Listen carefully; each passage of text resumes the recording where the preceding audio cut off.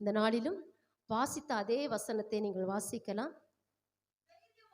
தைரியமாயிரு, நம்முடைய ஜனத்திற்காகவும் நம்முடைய தேவனுடைய பட்டணங்களுக்காகவும் சௌரியத்தை காட்டும். ஹல்லேலூயா. நீங்க எப்படி இருக்கணுமா? தைரியமாக நம்ம இருக்க வேண்டுமா? நம்ம தைரியமாக இருக்கும். நம்ம ஜனங்களுக்காக பட்டணங்களுக்காக நம்ம திறப்பிலே நின்று நம்ம ஜெபிக்கும்போது, நம்ம தைரியமாக நம்ம ஜெபிக்கும் போது கர்த்தர் நம்முடைய ஜெபத்தை அவர் கேட்கிற தெய்வம். ஹல்லேலூயா. அவர் நம்ம ஒவ்வொருடைய ஜெபத்தை அவர் கேட்கிற தெய்வம். ஹல்லேலூயா. இந்த இடத்துல நீங்கள் நினைக்கலாம், ஐயோ நான் ஜெபித்தா எனக்கு ஏசப்பா பதில் கொடுப்பாரா? கண்டிப்பாக கொடுப்பார். ஹல்லேலூயா. நீங்கள் ஒவ்வொரு ஆவியானவரை நீங்கள் அவருடைய சமூகத்தில், நீங்கள் யாரெல்லாம் ஆண்டவருடைய சமூகத்தில் நீங்கள் எப்பொழுதெல்லாம் நீங்கள் அவரை நோக்கி கூப்பிடுகிறீர்களோ அப்பெல்லாம் கர்த்தர் சமீபமாக இருந்து அவர் உங்களுக்கு பதிலை கொடுக்கிற தெய்வம் தான் நம்ம ஏசப்பா. ஹல்லேலூயா. ஹல்லேலூயா. எதனாலே நமக்கு தைரியம் வருகிறது என்று பார்ப்போம் என்றால், முதலாவதாக எபிரேயர் 10ஆம் அதிகாரம் 20வது வசனத்தை எடுத்தவர்கள் வாசிக்கலாம். எபிரேயர் 10ஆம் அதிகாரம் 20. மாம்சத்தின் வழியாய்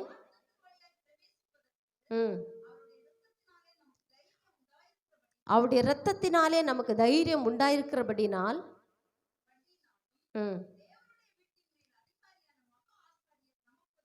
மகா ஆசாரியர் நமக்கு ஒருவர் இருக்கிறபடினாலும்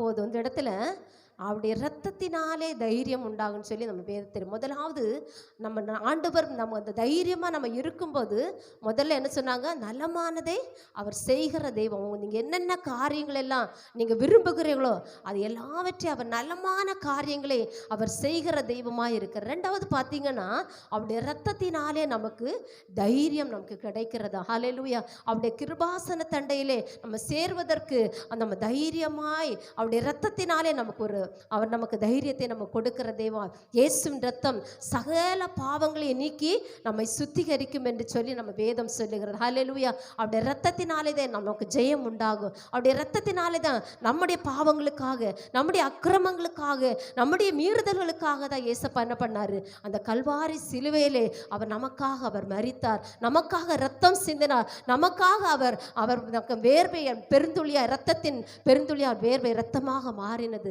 அதை நம்ம நினைவு கூற வேண்டும். நம்ம நினைக்கல எனக்கு யாருமே இல்லை, நம்ம ஏசப்பா நம்ம கூட இருக்கிறார். அவருடைய ரத்தம் நம்ம கூட இருக்கும்போது எந்த சத்துருவும் நம்மை சேதப்படுத்தவே முடியாது. ஹல்லேலூயா. ஹல்லேலூயா. நம்ம ஆண்டவருடைய சமூகத்தில் ஏசப்பா நம்முடைய ரத்தம் நம்முடைய குடும்பத்தில் அவருடைய ரத்தம் நம்முடைய வாசலில் தெளிக்கப்பட வேண்டும். நம்ம வாசலில் தெளிக்கப்படும் போது சங்காரதூதன் வரும்ப அந்த ரத்தத்தை பார்க்கும்போது என்ன பண்ணுவானா? அவன் ஓடி போவானா, அவன் கடந்து போவானா. அப்போ நம்ம இயேசுவின் ரத்தம் நம்ம வீடுகளுக்குள்ளாக இருக்க வேண்டும். இயேசுவின் ரத்தம் நம்ம பிள்ளைகள் மேலே நம்ம பூச வேண்டும்.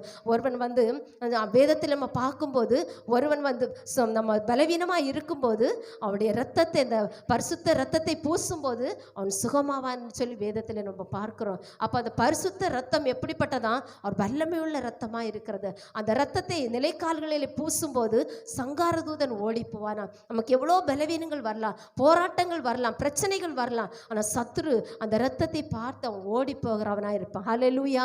ஹல்லேலூயா. அந்த இரத்தத்தினாலே முதலாவது நமக்கு தைரியம் வருகிறது. இரண்டாவது பார்த்தீங்கன்னா எபிரேயர் 4ஆம் அதிகாரம் 16வது வசனத்தை எடுத்தவர்கள் வாசிக்கலாம். எபிரேயர் 4:16. நாம் இரக்கத்தை பெறவும் ஏற்ற காலத்தில் சகாயம் செய்யும் கிருபையை அடையவும் தைரியமாய் கிருபாசன தண்டையிலே சேர கடவுள். ரெண்டாவது நம்ம எப்படி இருக்கணுமா? அவருடைய இரக்கத்தை பெறுவதற்கு தைரியமாய் கிருபாசன தண்டையிலே நம்ம சேர கடவுள். ஹல்லேலூயா. முதலாவது அவருடைய இரத்தத்தினாலே நமக்கு தைரியம் வருகிறது. ரெண்டாவது பார்த்தீங்கன்னா அவருடைய இரக்கம் நமக்கு இருக்கும்போது நம்ம தைரியமாய் அவருடைய கிருபாசன தண்டையிலே நம்ம சேருவோம். ஹல்லேலூயா. நம்முடைய ஆண்டவருடைய சமூகத்திலே நம்ம தைரியமாய் நம்ம கிருபாசன தண்டையிலே சேருவதற்கு அவருடைய இரக்கம் பெரிய, அவர் இரக்கமுள்ள தெய்வம். ஹல்லேலூயா. அவர் இரக்கம். மத்தேயு 5ஆம் அதிகாரத்தை எடுத்து வாசிக்கலாம். மத்தேயு 5ஆம் அதிகாரம் மலை பிரசங்கத்திலே அவர் அந்த வசனத்தை சொல்லுகிறாரு. மத்தேயு 5ஆம் அதிகாரம் இரக்கமுள்ளவர்கள் பாக்கியவான்கள், அவர்கள் இரக்கம் பெறுவார்கள். அவர் இரக்கமுள்ளவர்கள் பாக்கியவான்கள், அவர்கள் இரக்கம் பெறுவான்னு சொல்லி வேதம் சொல்லுகிறது. அப்போ இரக்கம் யாரிடத்தில் இருக்கிறது? நம்ம ஆண்டவராகிய இயேசு கிறிஸ்துவிடத்தில். அவர் நினைச்சா அவர் எல்லாரும், அவர் ஊழியம் செய்த நாட்களிலே வியாதிப்பட்ட எல்லாரும் அவரிடத்தில் ஓடி வந்தாங்க. வியாதிப்பட்டவர்கள், சூம்பின கையை விடவர்கள், கண்ணு தெரியாதவங்க, நடக்க முடியாதவங்க, சப்பானிகர் எல்லாரும் ஏசப்பா கிட்ட வந்தாங்க. உடனே அவர் என்ன பண்ணார்? அவர் அதட்டி, இல்லை என்கிட்ட வராதிங்கன்னு சொல்லி விரட்டினாரா? இல்லை, அவர் இரக்கம், அவங்க மேலே இரக்கம் வச்சு அவர் மனதுருகி கையை வைத்து அவர் ஜெபித்த உடனே அவங்களுக்கு உடனே அற்புதம் நடந்தது. அதே போல் இந்த நாளில் நீங்கள் யாரெல்லாம் ஏசப்பா மேலே நீங்கள் வந்து நம்பிக்கை வைத்து இந்த இடத்துல யாரெல்லாம் வந்து இந்த இடத்துல வந்திருக்கிறீங்களோ, ஏசப்பாவுடைய இரக்கம் உங்களுக்கு உண்டாகும். ஹல்லேலூயா. எல்லார் மேலே அவர் இரக்கம், அவர் உருக்கமும் இரக்கமும் நீடிய சாந்தம் மிகுந்த கிருபையும் அவர் சாந்தமுள்ள தெய்வம், நம்ம மேலே கிருபை வைக்கிற தெய்வம் ஏசப்பா. அப்போ ரெண்டாவது, அவர் நமக்கு இரக்கம், அவர் நமக்கு இரக்கத்தை பெறுவதற்கு நம்ம தைரியமாய் கிருபாசன தண்டையிலே நம்ம சேரக்கணும். நம்ம தைரியமாய், நம்ம எதை கண்டு நம்ம பயப்படக்கூடாது. எனக்கு இந்த பலவீனம் வந்திருக்கிறது, என் குடும்பத்தில் எப்படி பிரச்சனை வந்திருக்குன்னு சொல்லி நம்ம சோர்ந்து போய் நம்ம இருக்கக்கூடாது. நம்ம எல்லா சூழ்நிலையிலும் நம்ம தைரியமாய் ஆண்டவருடைய சமூகத்தில் நம்ம முழங்கால் படியிட்டு தேவ சமூகத்திலே நம்ம கண்ணீர் விட்டு கதறி அழும்போது கர்த்தர் நம்முடைய கண்ணீரோட ஜபத்தை கர்த்தர் கேட்டு உங்களுக்கு விடுதலை கொடுக்கிறார். எசேக்கியா ராஜா அப்படிதான் ஆண்டவருடைய சமூகத்தில் அவனுடைய அந்த இடத்துல ஏசாயா வந்து சொல்றான், நீ உன் வீட்டு காரியத்தை எல்லாம் என்ன பண்ணு, நீ ஒழுங்குபடுத்து அப்படின்னு சொல்றான். உடனே பாருங்க, அவன் ஆண்டவரே, நான் உமக்கு உண்மை உத்தவமா நான் இருந்தனே, மன உத்தவமா நான் இருந்தனே, உமக்கு நலமானதையெல்லாம் நான் செஞ்சனே, ஏன் எனக்கு இப்படிப்பட்ட ஒரு பலவீனம் என்னன்னு சொல்லி ஆண்டவர் சமூகத்தில் அவன் முகத்தை சுவர்புறமாக அவன் திருப்பி என்ன பண்றான், ஆண்டவருடைய சமூகத்தை அவன் நோக்கி பார்க்கிறான். ஆண்டவர் பாருங்க, அவனுடைய ஜபத்தை, அவன் கண்ணீரை கண்டு உன் நாட்களை, உன் ஆயுசு நாட்களை நான் 15 ஆண்டுகளாக அவனை கூட்டுவேன் அப்படின்னு சொல்லி ஆண்டவர் என்ன பண்ணார், ஆயுசு நாட்களை கூட்டி கொடுத்தார். அவர் இரக்கமுள்ள தெய்வம், அவர் எல்லார் மேலும் மனதுருக்கமுள்ள தெய்வம் தான் நம்ம ஏசப்பா. ஹல்லேலூயா.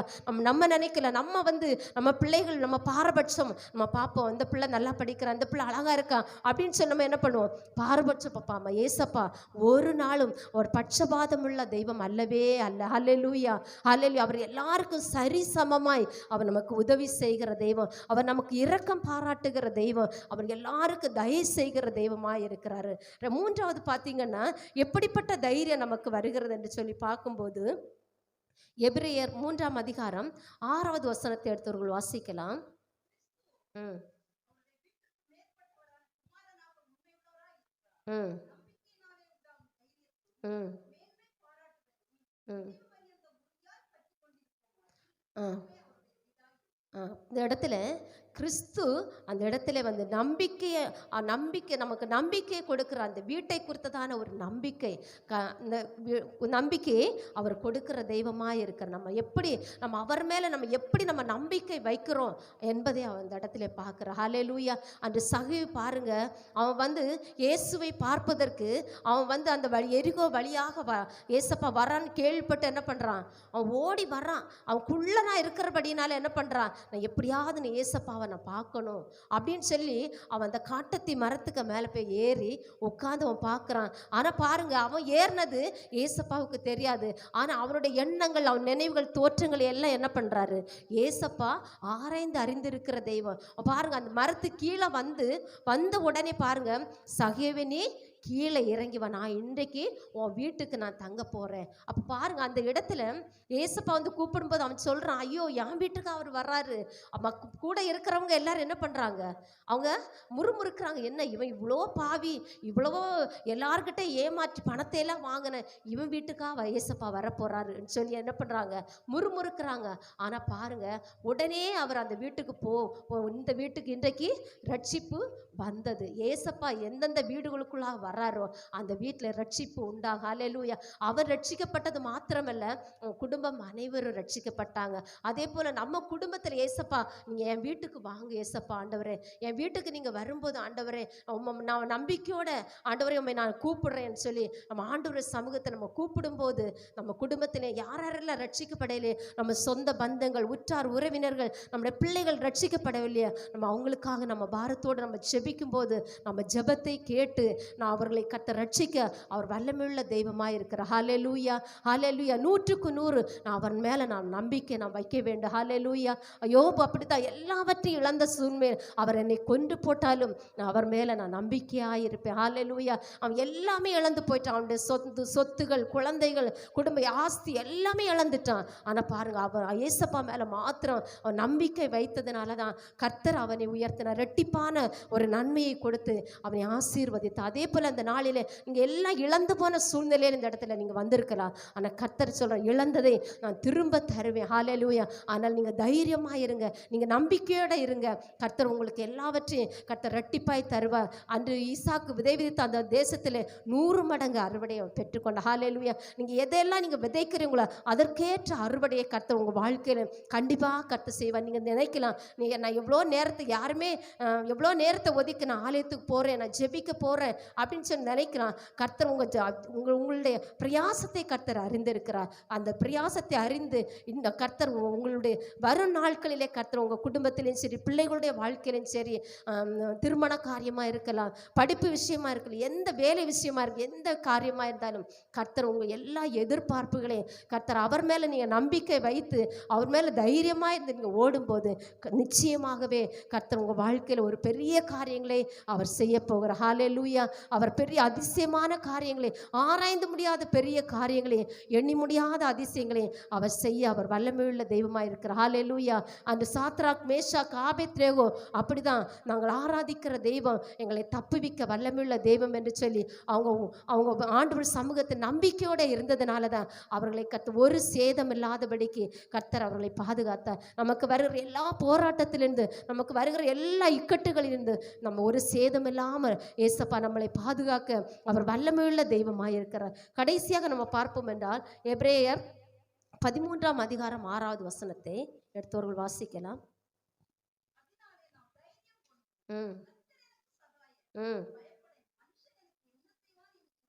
கர்த்தர் எனக்கு சகாயர், மனுஷன் எனக்கு என்ன செய்வார்.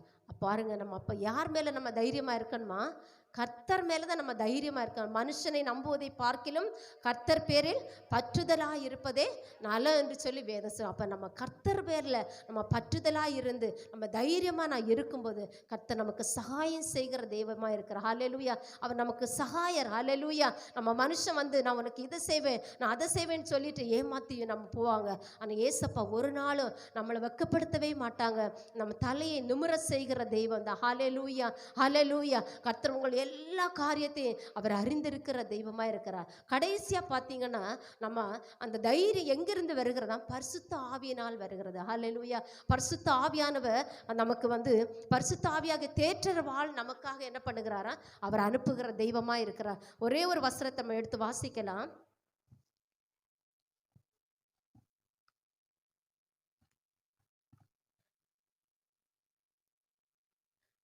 மத்தேயு 3ஆம் அதிகாரம் 16ஆம் வசனத்தை 17வது வசனத்தை எடுத்து வாசிக்கலாம். மத்தேயு 3, 16, 17.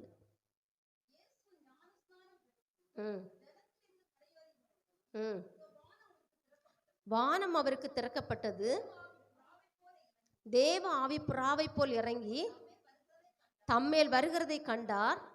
அன்றியும் வானத்திலிருந்து ஒரு சத்தம் உண்டாகி, இவர் நேசகுமாரன், இவர் பிரியமாக என்று உரைத்த. ஹல்லேலூயா, ஹல்லேலூயா. கடைசியாக நம் பரிசுத்த ஆவியானவரை நம்ம என்ன பண்ணணும்?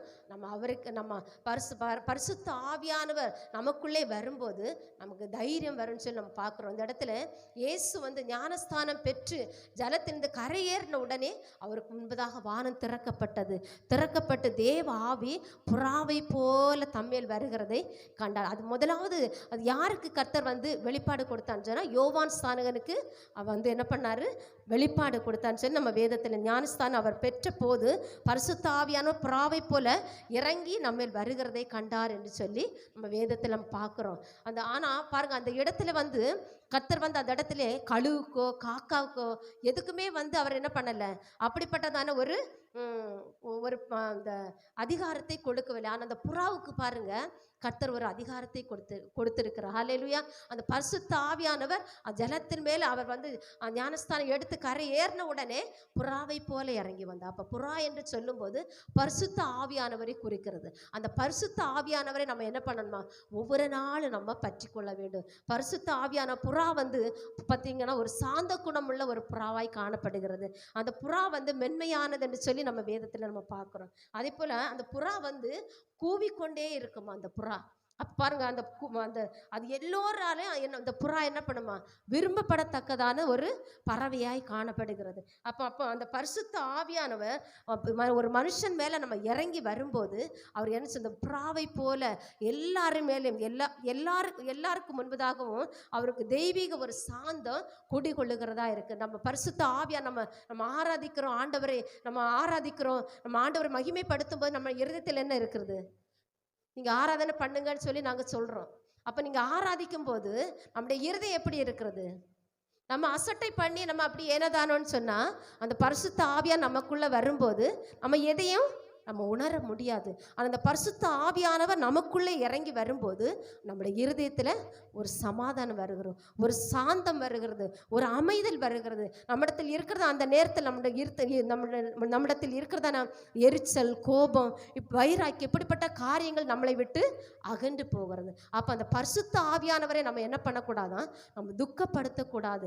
பரிசுத்த ஆவி என்கிறதான அந்த சின்னத்தை, நம்ம முத்திரையை நம்முடைய சரீரத்திலே நம்ம ஒவ்வொரு நாளும் அணிந்தவர்களாய் நம்ம இருக்க வேண்டும். இந்த இடத்துல பார்க்கும்போது பரிசுத்த ஆவியான் பழைய ஏற்பாட்டு காலத்திலே பரிசுத்தவான்களிடத்தில் அவர் வந்து போகிறவராய் இருந்தார். எப்படின்னா சிம்சோனை பார்த்தீங்கன்னா அவன் வந்து என்ன பண்ணான், கொஞ்ச நாள் தான் பரிசுத்த ஆவியானவர் அவனோட கூட இருந்தான். ஏன்னா அவன் வந்து என்ன பண்ணான், பாவம் செஞ்சனால பரிசுத்த ஆவியானவர் அவன் மேல நிரந்தரமா என்ன பண்ண முடியல, இருக்க முடியல. அதனால அவனை விட்டு கடந்து போனான்னு சொல்லி நம்ம பழைய ஏற்பாட்டு அந்த அதிகாரத்தில் நம்ம சிம்சோனை குறித்து நம்ம பார்க்குறோம். அப்புறம் பார்த்தீங்கன்னா சங்கீதம் 51:10 தாவீது சொல்கிறான், சுத்த இருதயத்தை என்னிலே தாரும், நிலைவரமான ஆவியே என் உள்ளத்திலே புதுப்பியும் என்று சொல்லி அவன் கேட்குறான். அப்போ ஆவியானவர் வந்து பழைய ஏற்பாட்டு பரிசுத்தவான்களிடத்தில் நிரந்தரமாய் தங்கி இருக்கவில்லை. என்ன காரணம்னா அவனுடைய பாவ கரை வந்து படிந்த ஆத்துமா அவன் போதுமான அளவு சுத்திகரிக்கப்படவில்லைன்னு சொல்லி நம்ம வேதம் சொல்லுகிறது. அப்போ நம்ம உலக பிரகாரமான வெறும் ஆட்டுக்கடா காளை இரத்தத்தை கொண்டு கழுவப்பட்ட இருதயத்தான் ஆவியானவர் தொடர்ந்து வாசம் பண்ண முடியவில்லை. அது பழைய ஏற்பாட்டு காலத்தில் அவங்க என்ன பண்ணாங்க, பலி செலுத்தினாங்க. என்ன சொன்னாங்க, காளைகளையும் ஆட்டுக்கடாக்களையும் என்ன பண்ணாங்க, பாவ நிவாரண பலியாக அவங்க பலி செலுத்தினாங்க. ஆனால் முழுமையாக பரிசுத்த ஆவியானவரை என்ன பண்ணாங்கல்ல, வைக்கல. அவங்க பாதி உலகம் பாதி அப்படி இருந்தாங்க. அதனால இந்த பழைய புதிய ஏற்பாட்டு பரிசுத்தவான்கள் அந்த காலத்தில் பார்த்தீங்கன்னா பரிசுத்த ஆவியானவரை நிரந்தரமாய் வந்து நமக்குள்ளே வந்து வாசம் பண்ணும்படியாக அவர் வந்து கிரியை செய்தார். லூக்கா 12ஆம் அதிகாரம் 49-50 வசனத்தை எடுத்து வாசிக்கலாம். லூக்கா 12:49-50.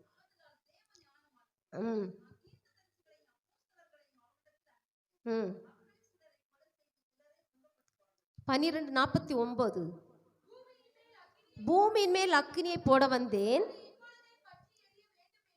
அது இப்பொழுதே பற்றி எறிய வேண்டுமென்று விரும்புகிறேன், ஆகிலும் நான்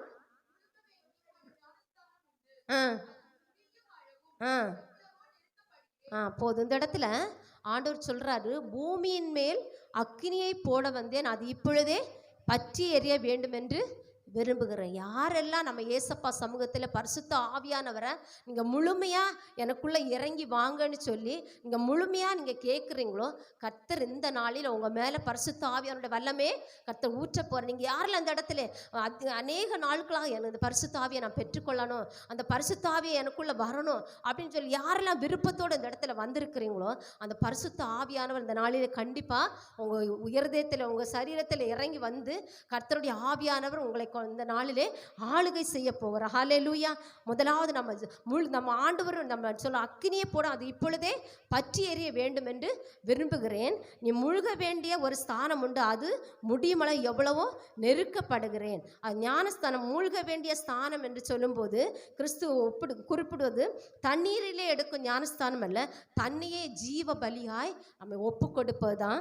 அதுதான் ஆண்டவர் சொல்றாரு, மூழ்கி செல்லும் ஸ்தானம் என்று சொல்லுகிறது. அப்போ முதலாவது நம்ம தேவ சமூகத்தில் என்ன பண்ணணுமா, தன்னை ஜீவ பலியாக நம்ம ஒப்பு கொடுக்கிறவளா இருக்க வேண்டும். நம்ம ஒப்பு கொடுக்கும் போது தான் அந்த பரிசுத்த ஆவி நம்மக்கிட்ட பாவம் கரைகள் இருந்தால் அந்த ஆவியா நமக்குள்ள வந்து வாசம் பண்ண முடியுமா? கண்டிப்பாக பண்ணவே முடியாது. நம்ம நினைக்கலாம் ஒரு சின்ன தவறு தானே நம்ம செய்கிறோம், அது ஒன்றும் பாவம் இல்லை, பெரிய பாவம் ஒன்றும் இல்லை. ஆனால் சொல்கிறோம் அது பாவம். ஹல்லேலூயா. சின்ன தவறாக இருந்தாலும் பெரிய பாவமாக இருந்தாலும் அது பாவம் தான். ஹல்லேலூயா. அப்போ அந்த பாவம் நமக்குள்ளே இருக்கும்போது பரிசுத்த ஆவியானவர் நம்ம விட்டு என்ன பண்ணுவாரு? போயிடுவார். அவர் வந்து நமக்குள்ளே வாசம் பண்ண முடியுமா?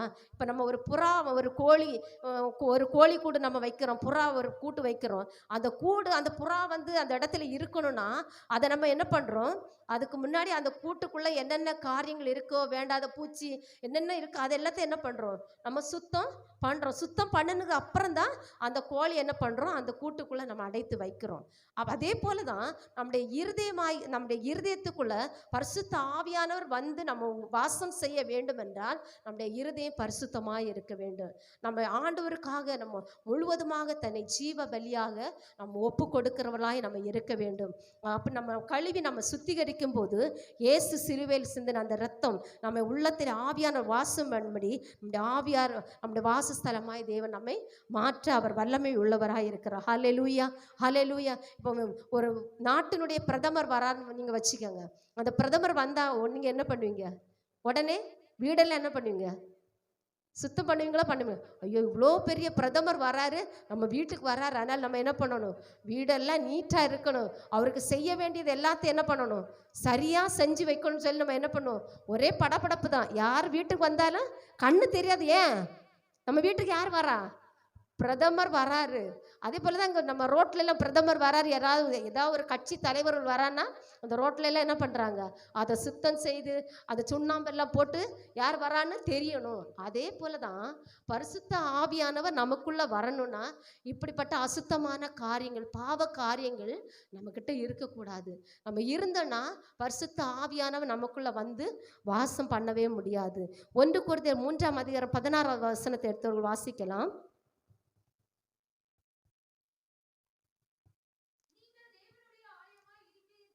நீங்கள் தேவனுடைய ஆலயமாய் இருக்கிறீர்கள் என்றும் தேவனுடைய ஆவி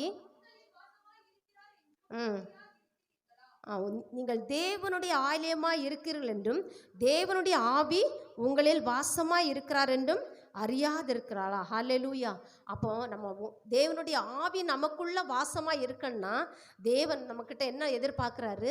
பரிசுத்தத்தை எதிர்பார்க்குறாரு. அந்த பரிசுத்த பாதையிலே வழி நடத்துவதற்கு தேவன் விரும்புகிறாரு. அப்போ நம்ம கரைதிரை இல்லாதபடிக்கு நம்ம ஆண்டவருக்கு நம்ம முழுவதுமாக ஜீவ பலியாய் பரிசுத்தமாய் நம்ம ஆண்டவருக்கு நம்ம மாசற்றவளாய் பரிசுத்தமுள்ள மனவாட்டியாய் நம்ம மாறுவதற்கு தேவன் விரும்புகிறார். அப்போ நம்ம ஒவ்வொருவரும் நமக்குள்ள பரிசுத்த ஆவியானவர் வந்து தங்கியிருக்க நம்ம எல்லாரும் நம்ம ஆண்டவருடைய நம்ம இருதயத்தை நம்ம தேவன் தங்கும் ஆலயமாய், தேவன் வாசம் செய்யும் ஒரு ஆலயமாய் நாம் தேவனுக்கு இடம் கொடுக்க வேண்டும். 1 கொரிந்தியர் 6:19 சொல்லப்பட்டிருக்கிற உங்கள் சரீரமானது நீங்கள் தேவனாலே பெற்றும் உங்கள் தங்கியம் இருக்கிற பரிசுத்த ஆவியனுடைய ஆலயமாய் இருக்கிற என்றும் நீங்கள் உங்களோட இருக்கின்ற அறியீர்களா? அப்போ நீங்கள் தேவனால் உங்கள் தங்கி இருக்கிற பரிசுத்த ஆவியானவர் நமக்குள்ள நம்ம இருக்கும்போது அந்த சரீரம் எப்படி இருக்கணுமா? பரிசுத்தமாய் கரைதிரை இல்லாதபடிக்கு, எந்த விதமான காரியம் நம்மகிட்ட இருக்காதபடிக்கு. நம்ம சின்ன ஒரு காரியம் தானே நம்ம பார்க்குறோம், நாடகம் தானே, அந்த நாடகம் பார்த்தா என்ன பண்ணலாம், அது ஒன்றும் பாவம் இல்லை அப்படின்னு சொல்லிட்டு நம்ம என்ன பண்ணலாம், நம்ம நினைக்கலாம். ஆனால் பாருங்கள், ஒரு நாள் பார்த்தோன்னா அது மறுநாள் என்ன பண்ணும், அது அதே நேரத்துக்கு அதே டைமுக்கு என்ன ஆகும், ஐயோ அந்த நாடகம் எப்படி இருக்குமோ, யார் எப்படி வருவா அப்படின்னு சொல்லி என்ன பண்ணுவோம், நம்முடைய இருதயத்தில் ஓடிட்டே இருக்கும். அந்த டைம் எப்போ வரும்னு சொல்லி என்ன பண்ணுவோம், ஓடிட்டே இருக்குமா இருக்காதா? அதே போல தான் அது ஒரு சின்ன பாவம் தானே, அதெல்லாம் ஒன்றும் இல்லை, அது பெரிய பாவம், நாடகம் தானே. இல்லை. அது ஒரு அது பாவம்தான். அந்த நாடகத்தில் நம்ம வருகிற உலக பிரகாரமான அசுசியான காரியங்களை நம்ம பார்க்கும்போது அந்த பாவம் நமக்குள்ள வந்து என்ன பண்ணுது, நமக்குள்ள வந்து அந்த பரிசுத்த ஆவியானவரை நம்ம துக்கப்படுத்துகிறவளாய் நம்ம இருக்கிறோம். ஹல்லேலூயா, ஹல்லேலூயா. அப்போ நம்ம எப்படி இருக்கணுமா, நம்ம பரிசுத்தமாய் நம்முடைய இருதயம், நம்முடைய ஆலயம், நம்முடைய சரீரம் பரிசுத்தமாய் நம்ம இருக்கும்போது கரைதிரை இல்லாதபடிக்கு நம்ம இருக்கிறவளாய் நம்ம இருக்க வேண்டும். ஒரு கதை எனக்கு ஞாபகம் வருது. பார்த்தீங்கன்னா, பரிசுத்த ஆவியானவர் நமக்கு எல்லா காரியத்தையும் அவர் நமக்கு தெளிவுபடுத்துகிறத, நம்ம எதெல்லாம் நம்ம கேட்குறோமோ அதெல்லாம் தெளிவுபடுத்துகிறத பரிசுத்த ஆவியானவர். டிஎல் மூடி என்கிறதான ஒரு தேவ மனிதர் இருந்தாராம். அப்போ பார்த்தீங்கன்னா, அந்த மனிதர் வந்து ஊழியத்துக்கெல்லாம் போய், அவர் பயங்கரமான நல்ல ஒரு ஊழியக்காரர். அவர் ஊழியத்திற்கு போய் விட்டு களைப்போடு என்ன பண்ணாராம், நைட்டு இரவில் என்ன பண்ணாராம், வந்து களைப்போடு ராத்திரி லேட்டாக வந்து படுத்து என்ன பண்ணாராம், தூங்கினாராம். தூங்கும்போது திடீர்னு பரிசுத்த ஆவி, அப்போ தான் படுத்து தூங்கினாராம். பரிசுத்த ஆவியானவர் இந்த டிஎல் மூடியை தட்டி எழுப்புகிறாரு. திடீர்னு ஒரு சத்தம் அவருடைய காதுகளில் கேட்டுதான்.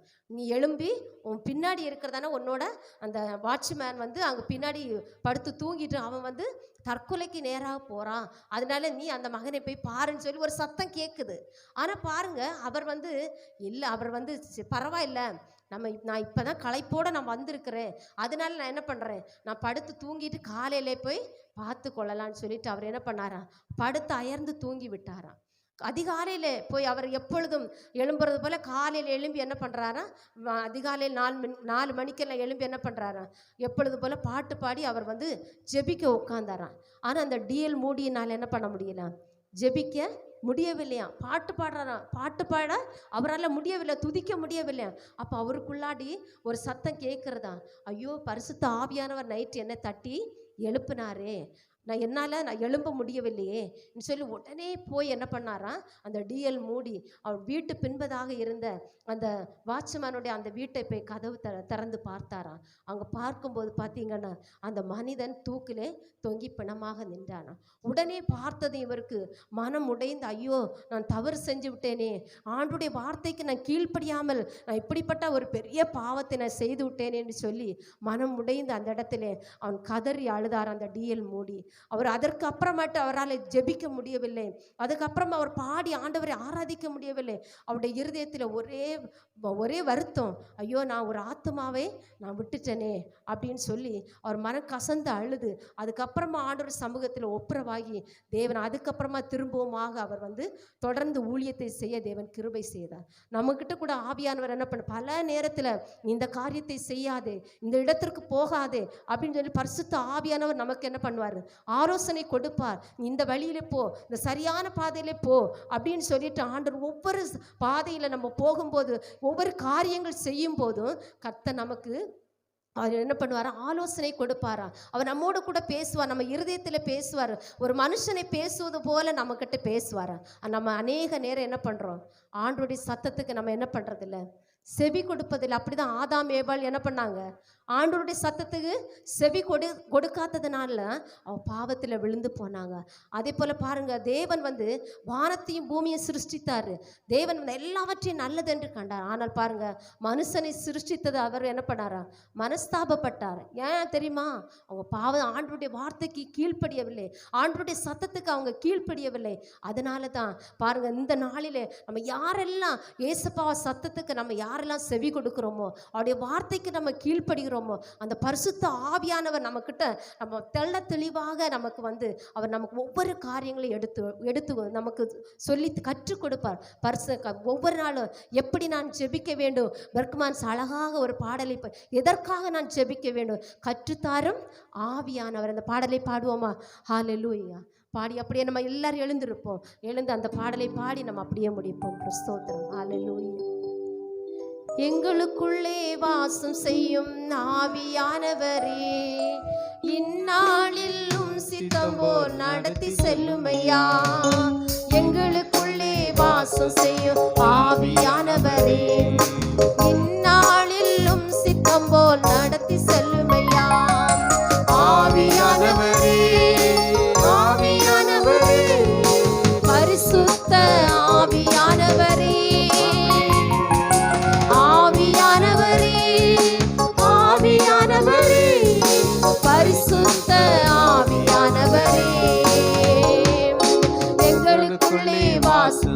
எல்லாரும் வாய்களை திறந்து பரிசுத்த ஆவியானவரே நமக்கு உம் சித்தம் போல் நடத்தி செல்லுமையா.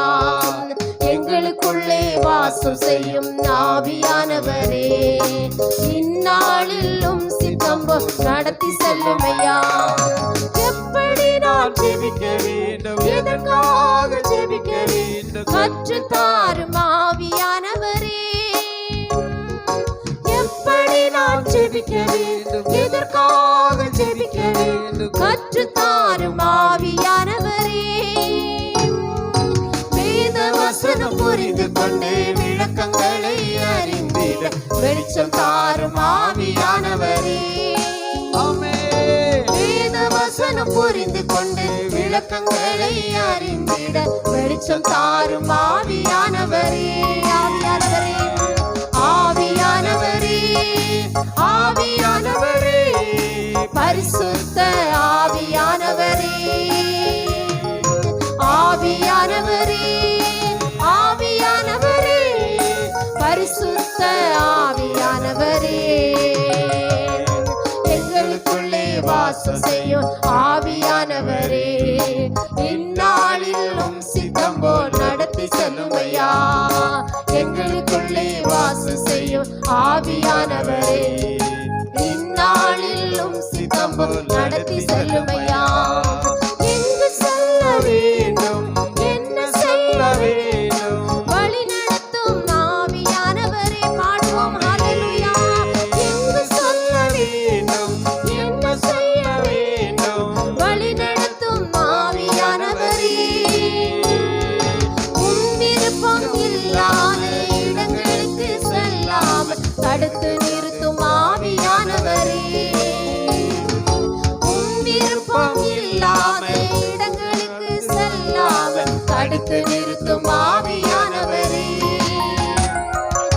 ஆவியானவரே, ஆவியானவரே, பரிசுத்த ஆவியானவரே, ஒவ்வொருவர் மீதும் தேவனுடைய வல்லமை பரிசுத்த ஆவியானவர் ஆவியானவரே, பரிசுத்த ஆவியானவரே,